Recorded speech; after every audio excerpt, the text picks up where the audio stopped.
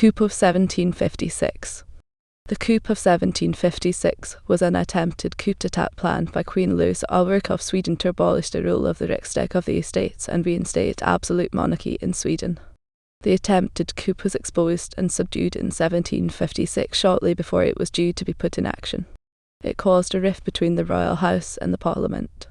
Background: since coming to Sweden after her marriage to Prince Adolf Frederick in 1744, Louisa Ulrika was displeased with the parliamentary system practiced in Sweden through the instrument of government and wished to reinstate the system of absolute monarchy.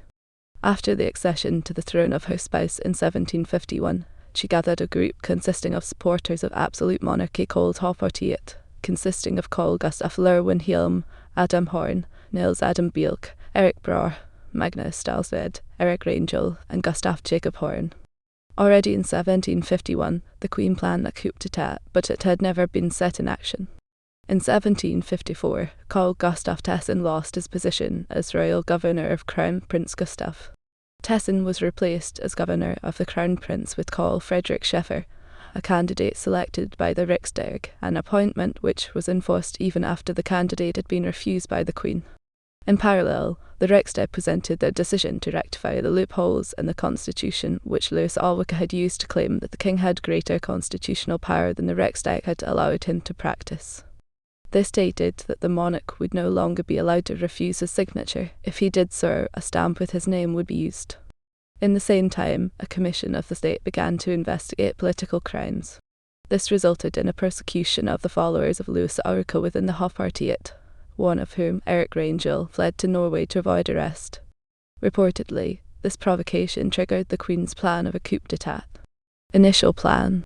The first plan was for the royal couple to travel to Uppsala under the pretext of a visit to Drottningholm Palace. In Uppsala, they would summon the regiments of Näck, Värmland and potentially Uppland, as well as the Life Guards with the aid of the Colonel Sternald and Collin. Thereafter, they would march toward the capital. This plan was aborted because of the king's illness in April 1755, and new plans were made. Preparations. To finance the coup, the Queen pawned the jewellery she had been given as a wedding gift by the state, as well as some of the crown jewels belonging to the state, among them 44 diamonds she had removed from the Queen's crown, which she pawned in Berlin. She negotiated with her relatives in Germany through her brother Prince Augustus Ferdinand of Prussia. She sent Joe and Puke with them to Berlin, where they were placed as security for a loan by the help of her brother Prince Augustus William of Prussia. She also borrowed 6,000 ducats from Charles I, Duke of Brunswick-Wolfenbüttel, through Count Johann August Magerfeldt the Younger. At this point, rumours reached the Riksdag. A lady-in-waiting of the Queen, Ulrika Strömfeld, who was a loyal follower of the Hats and not a supporter of absolute monarchy, reportedly informed the Riksdag that some of the crown jewels were missing. In April 1756, the Riksdag demanded to inventory the crown jewels. The Queen replied that she refused to allow them to see the crown jewels, which had been presented to her in Berlin upon her marriage, as she regarded them as her private property. She was, however, willing to allow them to see the jewels which had been presented to her since then, and after that, they could keep them. At this point, the king was taken ill, and she was thereby given the time to send for the jewels from Berlin, which were returned to Sweden on 20 May. On 3 July, she presented the jewels she had initially agreed to show to the inventory, but still refused to present the Berlin jewels. She was finally forced to agree to present them for inventory on 22 June. To prevent this, she and her followers within the Hofpartiet, Hard, Horn and Brahe, planned to stage the coup before that day, despite the protests of King Adolf Frederick. Second plan. The plan was to bribe members of the public to create riots in the capital. The supporters of the Hofpartiet would then take control of the Stockholm Guard and garrison, which were also to be prepared through bribes. When the military was called out to deal with the riots in the streets, it would instead seize control over the capital's military headquarters and army supplies. The Riksdag would be closed and the opposition arrested. A new Riksdag would then be summoned to Västerås or Norrköping, which would be made to approve a new constitution, reintroducing absolute monarchy. Exposure. On 20 June, Louisa Ulrika was informed of the details by the former court servant Ernst Angel. Angel was the illegitimate son of Maximilian of Hesse-Kassel, King Frederick's brother, which he often pointed out. Through her lady's maid Mamsa Novire, Angel told the Queen that the plan was to be put in action. She summoned Horn, who denied that the coup was to take place that night. Angel had apparently talked about the coup in a drunken state in a bar, believed that the coup was to take place that same night. The Queen told Horn to be careful and ordered him to get rid of Angel immediately. At the same time, one of the royalist officers, Christunin, had asked a Corporal Skevin if he was prepared to be faithful to his king. Skevin informed Lieutenant Count Lawrence Kreutz, a member of the Hats, who informed the Hat Party leader Axel von Fersen the Elder. On 22 June 1756, the King and Queen left the capital for Ulriksdal Palace to avoid being present during the inventory of the crown jewels, while Reinstate, their follower within the capital garrison, prepared for the coup. That same day, however, Ernst Angel, Christunin, Stelsved, Puke, Angel, and a number of others were arrested. During the interrogation, Ernst Angel revealed the whole plot. In the afternoon, the Queen was informed of the arrest by Horn. Count Majorvelt advised her to leave for Uppsala immediately, use their initial plan of the previous year, and march for Stockholm.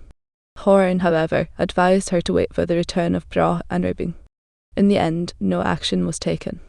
When the King and Queen returned to the capital the same night, the streets were patrolled by a militia of nobles, and cannons were aimed at the royal palace.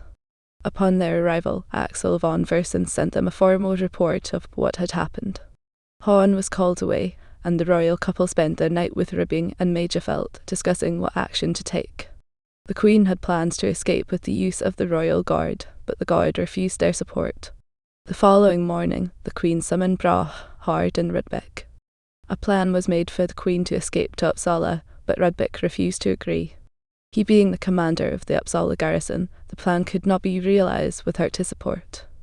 With this, the coup was finally aborted. Consequences. During late June 1756, the members of the Hofpartiet were arrested or fled to avoid arrest. Louisa Ulrika unsuccessfully tried to prevent their arrest. Even the Queen's favourite Ulrika Leonor von Deuben fled the royal court. King Adolf Frederick formed a statement in which he condemned the attempted coup. On 17 June 1756, the members of the Hofpartiet were condemned to death. The Riksdag voted for a death sentence for 4 of the involved noblemen, who were decapitated on Riddarholmstorget outside of the royal palace in Stockholm. 3 days later, Ernst Angel and 3 more were decapitated. Several others were sentenced to prison, whipping, exile, and the pillory, and banned from seats in the parliament. The royal couple left for Ulriksdal Palace to avoid being present during their executions. The Riksdag of the estates was well aware that Queen Louisa Ulrika was responsible as the leader of the attempted coup d'etat, and there were discussions as how to deal with the Queen's guilt. The minutes of the debate are, however, not preserved. Reportedly, there were suggestions to have her separated from the king through divorce, or have her exiled from the kingdom, or to a distant province. In the end, however, no action was taken against her, possibly with consideration to foreign powers. On 4 August 1756, a delegation from the Riksdag, led by the Archbishop and Bishop Samuel Trullius, presented Louisa Ulrika with a note to which she was made to reply with a letter of regret.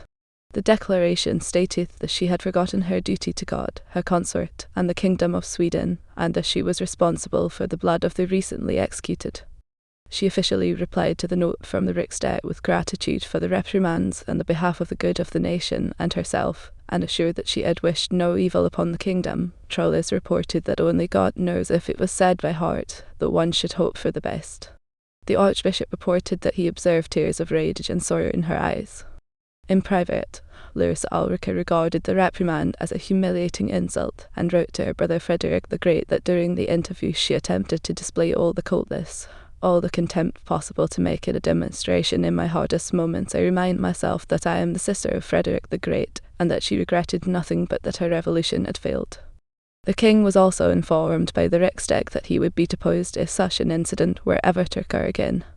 Ulrika Strömfeld lost her position at court, but was rewarded by the state with the honorary title Stendenes daughter English, daughter of the Parliament, and a pension of $2,000.